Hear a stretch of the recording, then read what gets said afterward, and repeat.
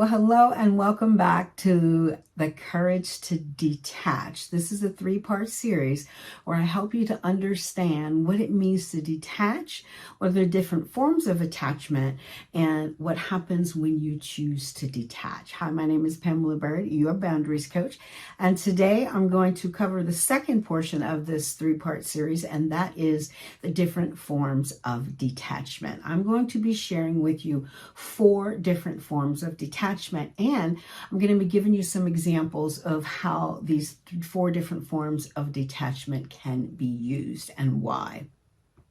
But to first start off, I just want to just kind of refresh your memory on what we talked about in the first video.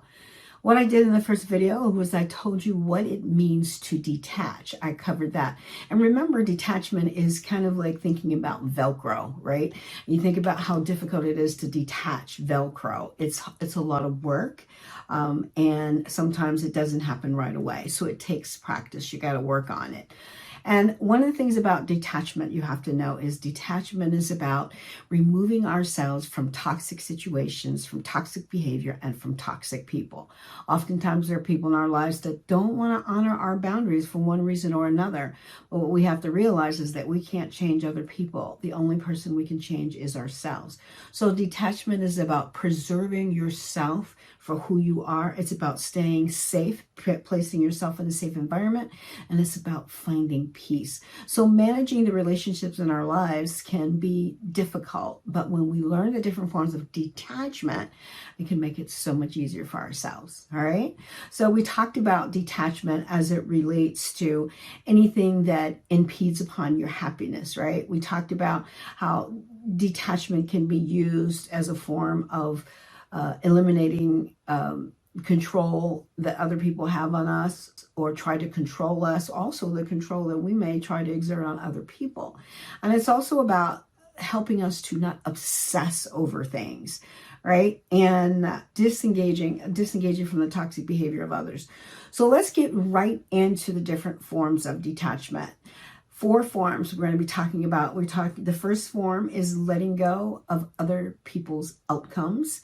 The second one, second one is not allowing someone else's behavior to cause us to suffer. That's a form of detachment. And the third one is walking away from an argument that has no solution. And then the fourth one is about creating a non-judgment zone.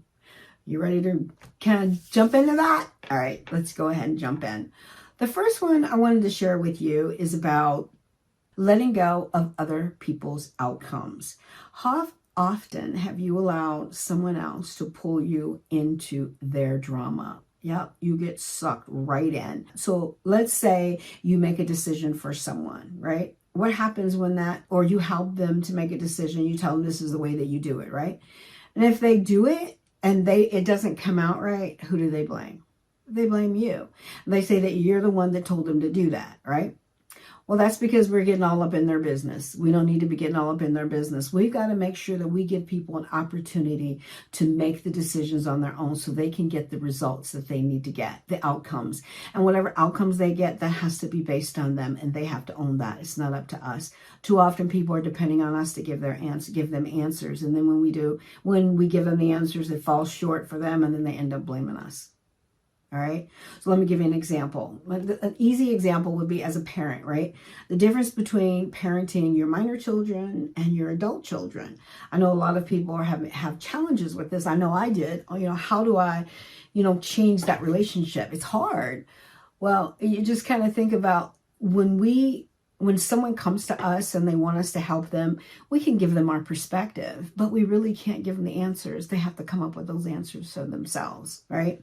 Make sure that we are not helping someone else or giving someone else the answers that they need to find out for themselves. Is really not fair to them. We enable them when we give them the answers that they need to find out for themselves, right? And when you think about our children, we've raised them enough that they're able to in a way that they're able to make decisions for themselves. But if we keep making it for them, they're never going to do it, and we're enabling them. 3 things I want you to jot down. I want you to remember, and these are pretty harsh, but these are the points I want you to remember. There are only 2 kinds of businesses: my business and none of my business. And I want you to think about that, because how many times do we try to do for things for people and we're just trying to help them, but we're getting all up in their business, and it's not our place to do that. So think about that. There's two types of business: my business and none of my business. And the other one, number two, is advice is only appreciated when it's asked for. Advice that's unsolicited is considered criticism. Have you ever heard someone say, well, I'm just telling you this? Well, if they didn't ask, then they're not looking for that kind of feedback, and it's basically criticism. So wait until someone asks you, even if you have to say, are you looking for some suggestions for me? Or do you want some advice from me? Is there anything I can suggest for you? Give them that option, and then they can say yes or no. And if they say yes, make sure that you're not providing the answers for them. You're simply giving them a perspective to consider. And then the third one, make sure that you are staying in your lane. Think about it. When you're on a highway, there are two types of lines, right? Those white lines. There's the broken white lines, and then there's the solid white lines. What's the difference between the two? Because they're there for a reason. The solid lines means do not cross. What happens if you cross the solid line? If you don't stay in your lane and you cross that solid line, there are repercussions, right? There's penalties. There's something that's going to happen as a result of you crossing that line. And it's against the law to cross the solid white lines. Why is that? Because it's not right to do that. The broken lines are giving you an opportunity to cross over into other lanes. But if you don't have that broken lane, those broken white lines, then you need to stay in your lane. And that's what we have to think about when we try to see if we can handle someone's issues for them. We're only enabling them. We want to make sure we think about this. So 3 points to remember. Remember that. Okay. And then make sure that we have to detach ourselves from the need to figure things out for other people. We've got to give them an opportunity to do that on their own. We can help them. We can encourage them. We can be there for them. But the decision is ultimately up to them. They got to live with that outcome. So letting go of other people's outcomes, that's the first form of detachment.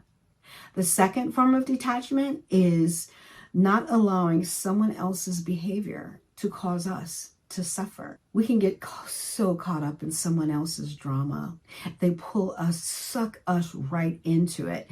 But you know what? The bottom line is everyone has issues. Yep.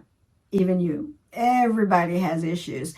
And if we spend our time focusing on helping someone else through their issues, through no fault of our own, because we're allowing someone else to pull us into their drama.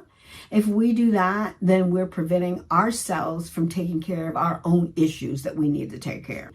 So here's a homework assignment I want for you. I want you to think back over the past week, and I want you to think of how much time you spent helping someone else or dealing with someone else's drama. Right?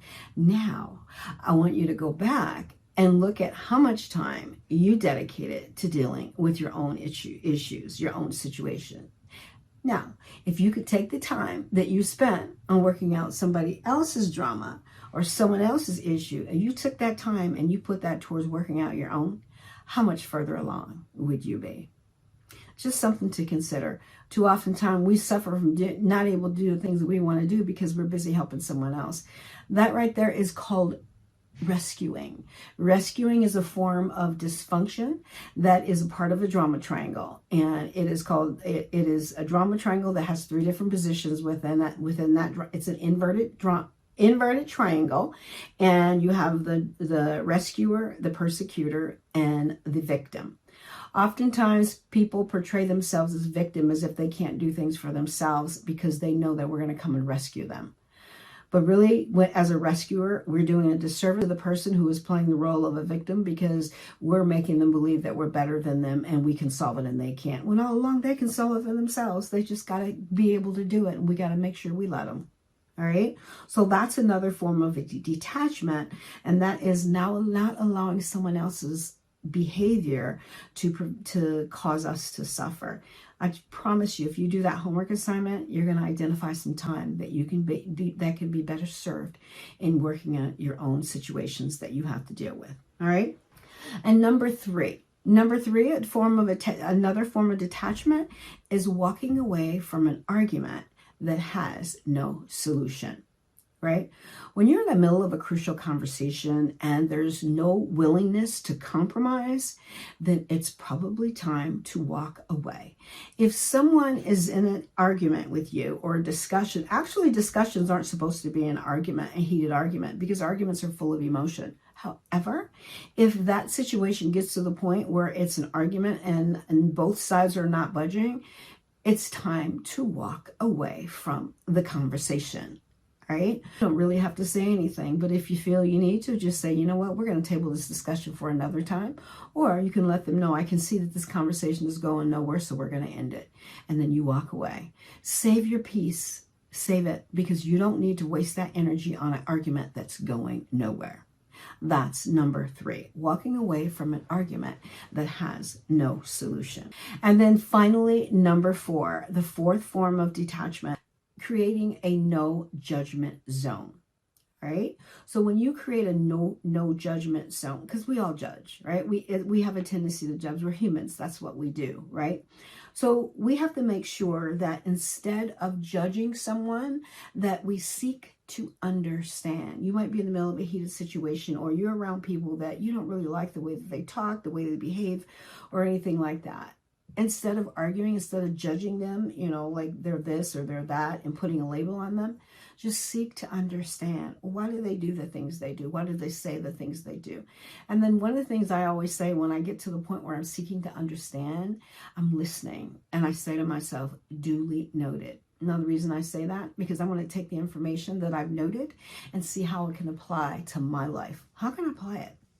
Instead of judging someone, let's seek to understand, because we have to take ownership of our position within a relationship or within a situation. And how do we do that? By taking the higher ground. How do we do that? We do that by seeking to understand and putting ourselves into their shoes, taking a different perspective and seeing why they may behave the way that they do. Now, duly noted may mean that because that's the way that they behave, that I want nothing to do with them and I will simply detach from them. There you have it, 4 forms of detachment. Which of these do you see might work for a situation that you may be involved in? Think about it. The next video I'm going to be doing, the third part in this series, is going to be about what happens when you choose to detach. Pretty interesting. Now, if you're getting to the point where you have some questions or you've got some situations that you would like some help with, I will leave a link below where you can get in touch with me. I would be happy to have a complimentary session with you to help you to see how you can use any of these forms of detachments that's best for you. Okay? Until next time, this is Pamela Bird, your boundaries coach, and let's talk boundaries, shall we?